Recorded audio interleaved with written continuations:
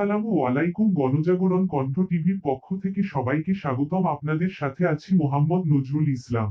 বোচাগঞ্জে পুলিশের নিরলস প্রচেষ্টায় ফিরছে জনাস্থা। দিনাজপুরের বোচাগঞ্জ থানার পুলিশ প্রশাসন দিনরাত 24 ঘন্টা জননিরাপত্তা রক্ষায় কাজ করে চলেছে। থানার officer in charge OC Zahid Hasan সরকারের নেতৃত্বে পুলিশ বাহিনী চুরি, ছিনতাই, পলাতক আসামি শনাক্ত ও গ্রেফতার সহ বিভিন্ন অপরাধ দমনে উল্লেখযোগ্য ভূমিকা রাখছে।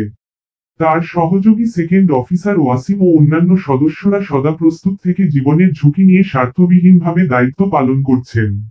ডিজিটাল যুগে সাধারণ মানুষ যেমন প্রযুক্তির সহায়তায় অপরাধীদের চিহ্নিত করতে পারছে, তেমনি পুলিশও আধুনিক প্রযুক্তি ব্যবহার করে দোষীদের আইনের আওতায় আনছে। জনগণের চোখে ফাঁকি দেওয়া গেলেও প্রশাসনের চোখ ফাঁকি দেওয়া সহজ নয়, এই বার্তা পৌঁছে দিতে সক্ষম হয়েছেন ওসি ও তার টিম। সাধারণ মানুষের পাশে থেকে আইন শৃঙ্খলা রক্ষায় সচেষ্ট এই বাহিনী আগামী দিনেও একইভাবে দায়িত্ব পালন করে যাবে বলে অঙ্গীকার করেছে। পুলিশের এমন নিরলস প্রচেষ্টা সাধারণ মানুষের মাঝে স্বস্তি ও নিরাপত্তার অনুভূতি ফিরিয়ে এনেছে।